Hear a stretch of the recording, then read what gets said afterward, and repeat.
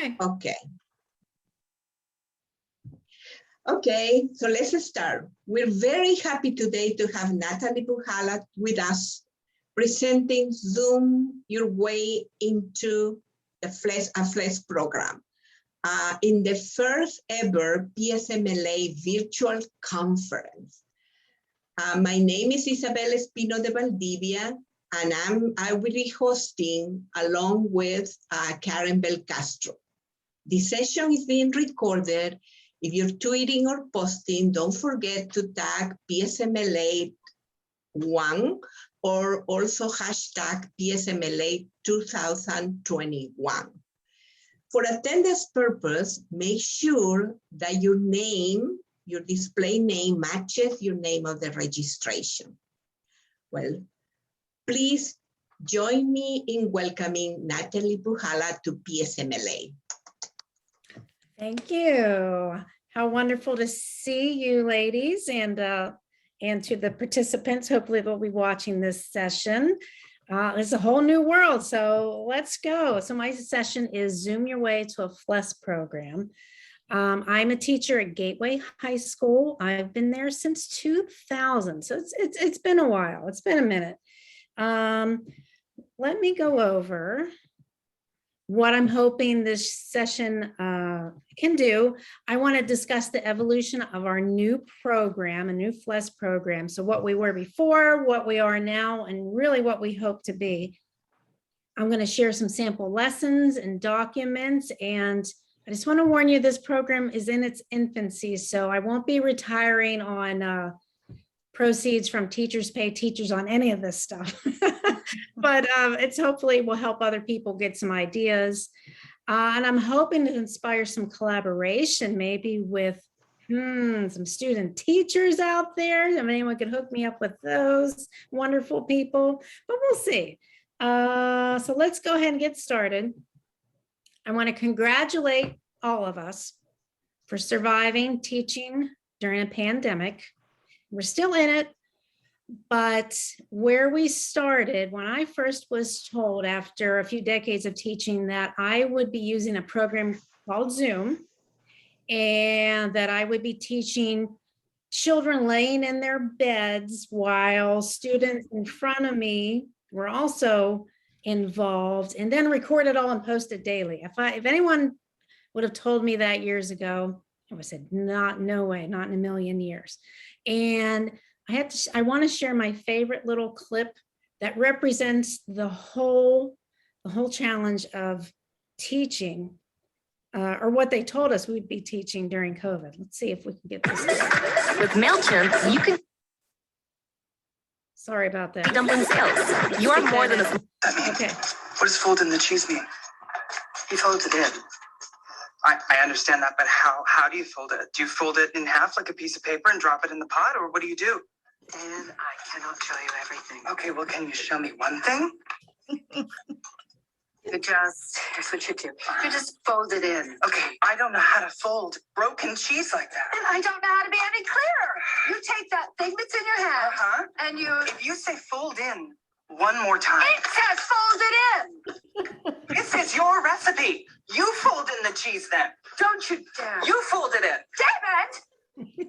I don't know about you, but I felt like that August of 2020, I felt just like that when they told me I would be teaching on Zoom to kids at home while the other ones are sitting in front of me and making it all interactive. You fold in this cheese. But anyway, oops, So funny. excuse me. But we took the impossible and we did it. We did it. I'm amazed and shocked and so proud that we did it. We had the power to make it work. So we still have the power. When life gives you lemons, you make lemonade. When COVID gives you Zoom, you make a FLES program. So really, this session is a testimonial how I took what I learned during teaching during COVID to actually grow our program, because you may have had this thought or worry in the back of your mind that now that they've all tasted virtual learning and cyber, what's that mean for elective programs, and what's that mean for budget cuts in the future and the direction of education?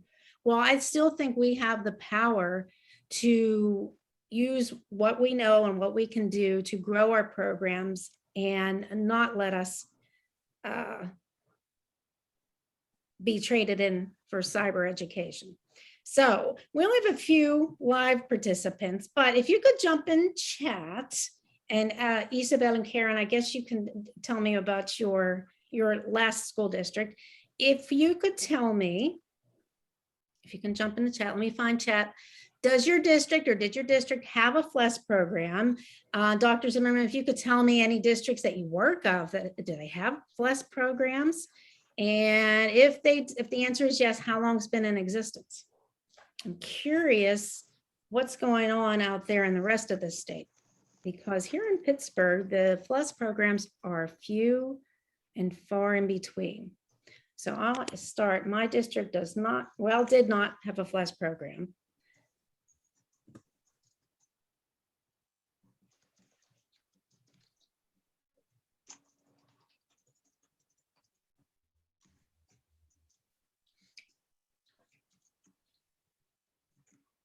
Okay, so we have 2 no's and 1. I'm still writing. Yeah. So we have 2 no's, but we have a few student teachers out there on the eastern side of the state working in immersion programs. That's so nice to hear. And we have a district that used to have one, but it's been whittled down. And we used to have them, but not anymore. Okay. So Can I make a quick comment about one of the districts that used to have it? yeah. That stopped it, the one where I had the student teacher. You know what they said? They said they started it, they had it all through elementary school, and they got Spanished out. By the time they got to high school, they were tired of it. Interesting. So did Yeah, they switch That was my languages? district. They just stopped. They just Yeah. stopped the FLES and just had it in the, I'm not sure if they had it in the middle school anymore or just said just the high school, but they got Spanished out. Interesting. Did that help grow the other languages, I wonder? I don't know. That would be an excellent question. That's interesting. Yeah. Okay, my next question. So if your district or your home district does not have it, or maybe you can think of the district you live in, since not everyone's actively teaching at the moment. So do you expect a FLES program to be added in your home district? Yes, any day now. So A. B, maybe with the right admin and school board, there's some hope. C, not likely. The district is always looking for ways to cut. And D, not in my lifetime. Oops. Okay. Gotta give a little more information. My answer for sure, until pre-COVID, my answers definitely would have been D. I would not see it any movement in my career at this point. Isabel is C, not likely, always looking for cuts, probably not. And enrollment is dropping. Yeah. Yeah, I live in North Allegheny and I honestly could not tell you. They didn't have one when my kids went to school there. I'm Right. not sure where they are at this Right. point. Well, I think a challenge with FLES programs too, like it was always my dream to teach FLES Spanish, but then, you get one administration that, yeah, let's do it. And then someone new comes in, they're like, oh, Right. we can't afford this. So like, there's no job That's right. security. It's really, really challenging. Well, okay. So I want to tell you that COVID Love that. definitely changed our program. Zoom to the rescue. Zoom has helped our program grow. And I didn't know what Zoom was 2 years ago. So that's saying a lot. So welcome to our program in its infancy, born of Zoom, Gateway Spies, that's Spanish in the elementary schools. And I want to give kudos to Ankita Sharagar, former student who came up with that name. So what pre-COVID, before this all hit, our Spanish program offered levels 1 through 5 AP. We started in 8th grade. And what we also was losing massive amounts of upper level students in levels 4 and 5 to other electives and requirements. At a certain point, they added a requirement that students needed a 5th year of social studies so that they could prepare for a Keystone exam in economics and civics that was coming down the road. And that cut our level 4 and 5 numbers by 60%. And that, and I have hard data from that because we've participated in PEP and I have all those numbers. So that's just not anecdotal. That's actually, we have the data. And that even though the test never came about, they kept that for quite a few years, that requirement. And recently they've cut it, but we have not recovered. And so we are competing with upper level students with other requirements, early release. Now that students are used to working from home, they've started granting early release. So they take the credits they need and they're out of there for the day. So it's really been a challenge to keep kids past level 3. Okay, so what we are now, I'm proud to say, I think we're a growing Spanish program. We have added 2 classes this year that we have not normally run in the past, and that's regular level 4 and 5. We have an honors track, college and high school level 4, and an AP Spanish 5. And those do attract your hardcore language kids, and we love those kids, but we were losing, the kids that they like Spanish class, but not interested in taking the AP test. That's just a little intense for me. They like Spanish. Spanish class is fun. Who doesn't love Spanish class? But not interested in that heavy review and preparation for the exam. So we lost those kids.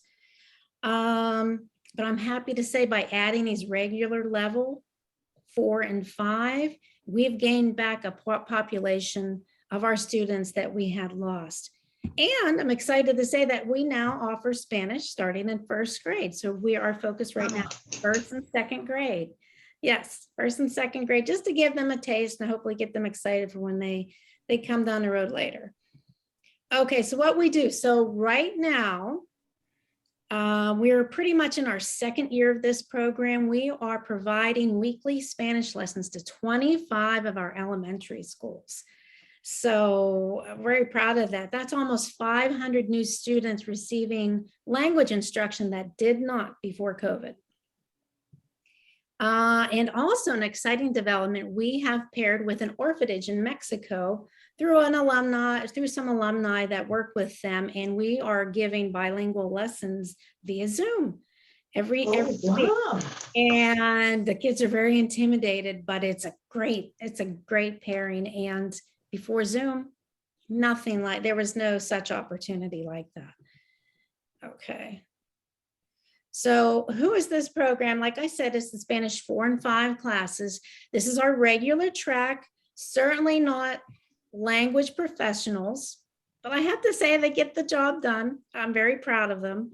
And our target audience is 1st and 2nd grade. This year, we had a few teachers ask us, please take my class. I would love to have lessons for my class. So we added 2 kindergartens and a 3rd grade this year, just to see how it goes. Okay, so we work with a variety of classes in all 4 of our elementary schools. We started in 1, and now we are in all 4 elementary schools. I'm very proud of that. But I'm more proud of the fact that this is a 100% teacher-powered program. I reach out to the elementary students, our elementary teachers, they reach out to me, and we collaborate. We make it happen. I did not have to ask admin's permission. I did not have to go to the school board and ask for funding. I did not have to get anyone's approval, permission to do this collaboration, because who can complain about a collaboration? And it's been very empowering.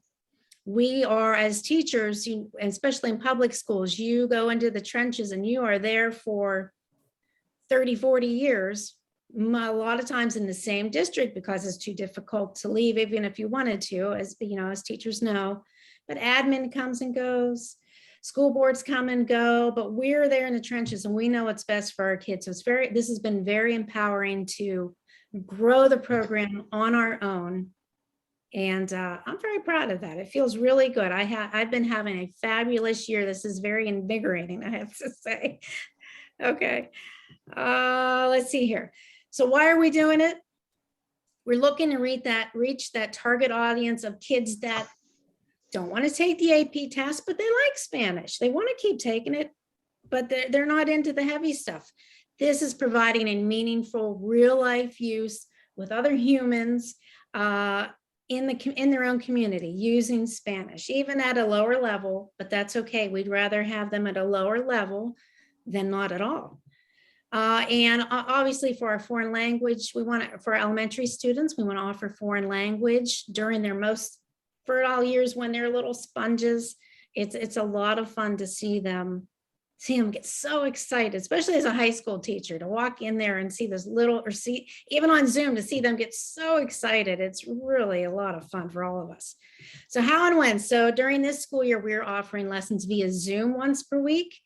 And depending on if I have older kids who can drive and have class last period, we also offer in-person lessons. We're about 2/3 Zoom and 1/3 in person. Whatever the schedule is, we do it. Okay, it's the end of the day, period 7 and 8. So the students are teaching during their Spanish class. Sometimes if we have to reschedule or make up a lesson, we reschedule during study halls, or we do have a few volunteers that teach after school. So what does a 20-minute lesson look like for a Spanish 4 high school student who likes Spanish, doesn't want to take the AP test, maybe had B's and C's the whole way up through Spanish 1 through 3? You have to make it a student-friendly lesson. Let's put it that way. Oops, we're not there yet. Okay, so I love my favorite outline of a lesson, and I got great feedback from the elementary teachers to make it story-based. So it's great if we can find a story. I'm holding one up here, a little Clifford book that we convert to a Google slide presentation. We read it, highlighting vocabulary. It would look, I already opened it up here.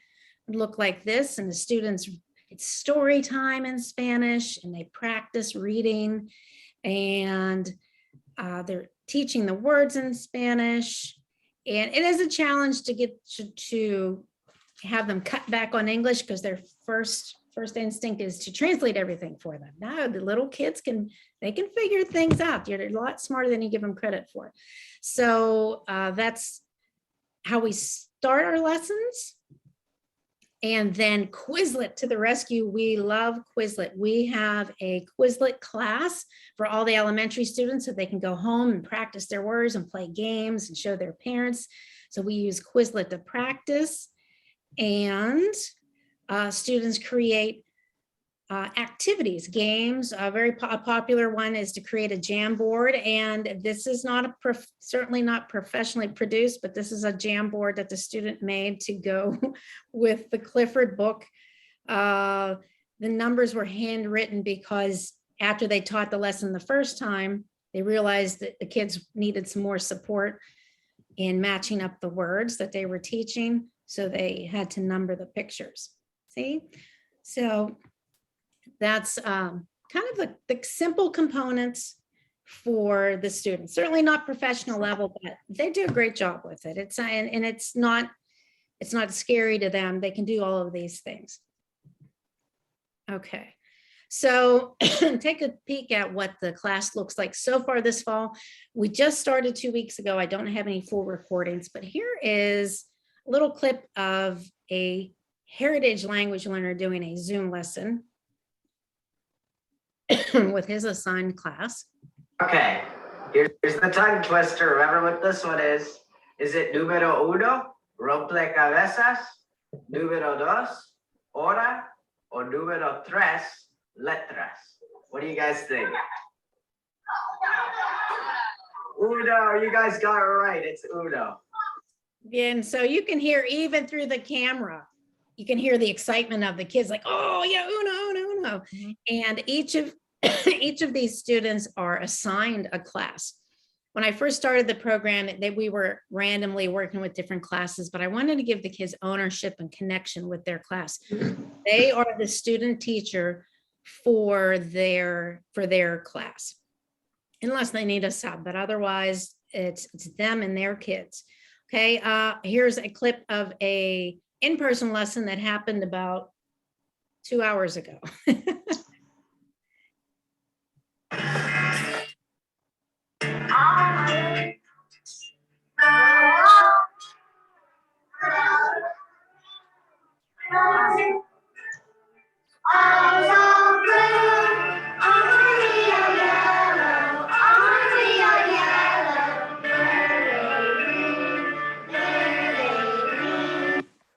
Okay, so once the kids, I have to say, I have two seniors who weren't, at the beginning of the year, they weren't sure where they were going to college and what they were going to major in.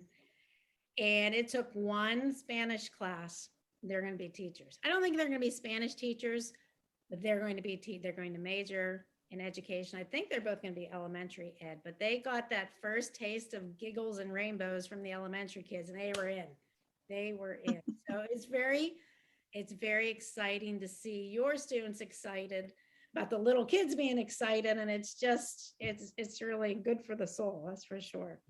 Okay, so here's a clip of our Zoom lessons that we are doing every Friday with Caring Hearts Orphanage in Mexico. And this is a senior student running this. This is dictionary. Dictionary. Es un diccionario. Ajá. Dictionary. Dictionary. Dictionary. Nice. Muy bien. Dictionary. Es que dice English dictionary. So this was Libro folder. oops, sorry about This that. is dictionary. Dictionary. Es un diccionario. Ajá. Okay, let me get out of that somehow. Dictionary. Okay, there we go. Dictionary. Okay, so this was a great this is a great opportunity because my high school kids are terrified of these 10-year-olds from Mexico because they might have to speak Spanish to them. And we take turns doing activities and lessons with them. And it's so good for them to just be like, oh, they're just kids. So it really takes the fear out of interacting with a native speaker. So that's been wonderful. We really have been blessed with that opportunity and hope to continue. Libro folder. This is Okay. Here we go. And I've also used this program for advocacy and good publicity. So last year, a school board member heard what we were doing in the elementary schools and asked me to present to the school board. So I presented a similar program as I am today. And I also created, which I shared on our World Language Department website or Facebook page, a write-up, a feature of our student teachers, because they're so proud of themselves and their families are proud of them. And this went out to the community.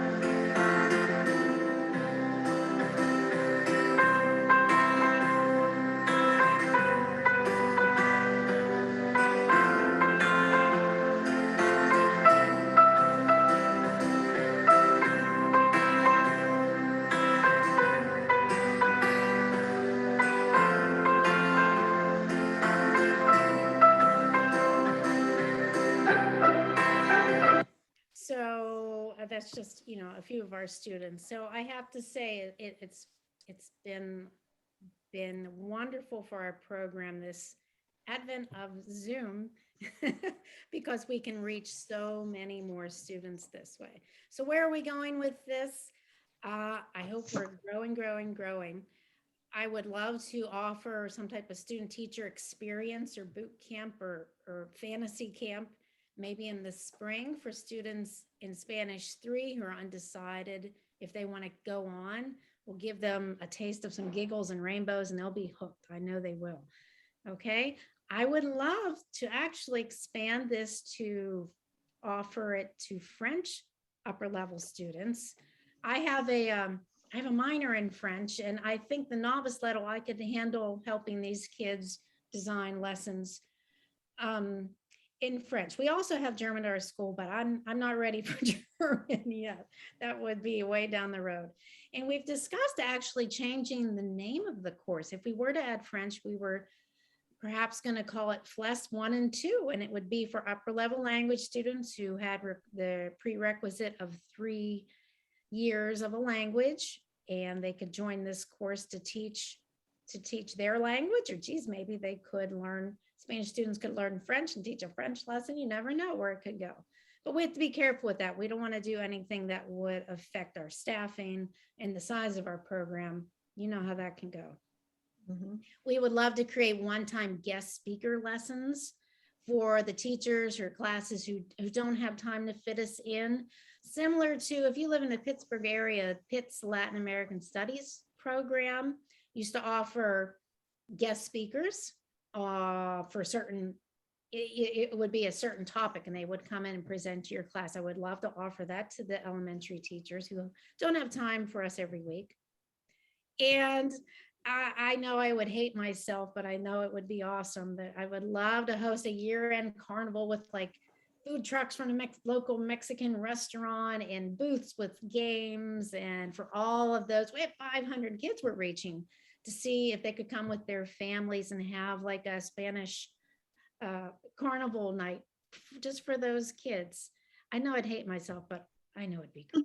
It would be. Like most things I do, I hate myself, but I love it at the same time. So resources, I'll be posting this for anyone who's looking for ideas. This semester we're doing a whole unit based on this book, Días de Escuela. Can't see it very well. It's kind of a back to school unit, and it's doing a different lesson, teaching different words each week. Here's a sample list of topics. We've done it by each 9 weeks. They have a different topic and they have to teach lessons from this topic, depending how you would run your program. I have sample student lessons and activities. Here's a designed lesson to teach summer snacks. And so this is how they introduce the words with this Google slide, and then they practiced them with a Jamboard. All of this student made, so that they come up with the cutest stuff. They do. Let's see, here's sample unit lesson. Here is a lesson that my Spanish 4s were teaching via Zoom just today for Días de Escuela. Okay, so you can take a look at that. I do have some rubrics that that I'm still tweaking, but on how to give feedback to the kids. There's 2 different rubrics there. And I have to say, you do have to be an organized person. This is our schedule for the first semester. These are all the different teachers and all the different schools and all the different students. And it logistically can be challenging. So you do have to be organized, but certainly nothing more than we can handle, given we reinvented education over the past year. So that's it for my presentation. I think we're supposed to open it up to questions, but if you would like to join me, or if any student teachers would be interested in joining me, Dr. Zimmerman, they can reach me at npuhala@gatewayk12.org. I'm always looking for people to collaborate with and share ideas with, even if you were just doing once in 9 weeks activity where you had students going out just to do one sample lesson rather than a weekly thing. We could definitely share ideas. Okay. That's impressive. That's really, really cool. I love it. I have to say, it has made my job so much fun. My afternoons, they're hectic, but they are a blast. I mean, I just love going to school every day. It's just really changed everything for me and the upper level kids who never would have thought in a million years they'd be doing this. They have a real reason. I mean, you give them a real reason to know the language. It's so authentic. And I think what really impresses me about this is, it's the Spanish out problem. Well, you're catching the ones that are Spanished out. and don't want to go on, yet you're giving them this wonderful opportunity to stay interested in the language, you know. I mean, that to me, and the whole thing's wonderful, but to me, as far, you're a high school teacher and you are making your program in your high school more solvent and sustainable because you're giving them something real to do. Yeah, and I think you're going to get a lot of teachers from there too. Mm-hmm. I hope so. Boy, we need some help. Yes, yes. Absolutely. Yes. Yes, they'll be interested because they, you know, a lot of the kids, they don't know what they're doing. They're just 17, 18 years old. And then all of a sudden, they're doing something they love, they like. They go to college and they decide, oh, I want to be a teacher. I want to be teaching Spanish, you know, that'd be great. Yeah. So you didn't have to go run this by the school board or anything. It just, it goes into your Spanish 4 and 5. This is part of that curriculum. I think we've all been around long enough to know that. Well, yes. What's the expression? Ask for forgiveness, not permission. Not permission, right, right. It might be different if they say to you, hey, this needs to go through, but right now. That's fantastic. It started out so small, an after school thing, and just kind of just kept going. And then with Zoom, it kept going and growing. I just did it.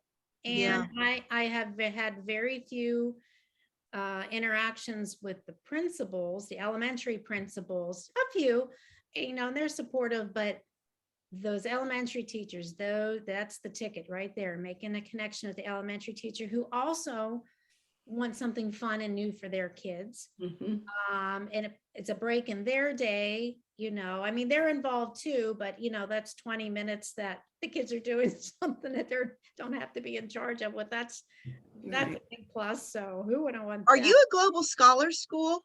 Do you have a global not. scholars? Because I was going to say this would be fantastic for their 20 hours of community service they have to do for that program. If you ever end up, you know, becoming global scholars, this is really fantastic. That's usually the most difficult area for them to, you know, to address. So that's pretty maybe cool. maybe this will be an opening to another door with that. Who knows? Yes. Right, right. It's really worth investigating.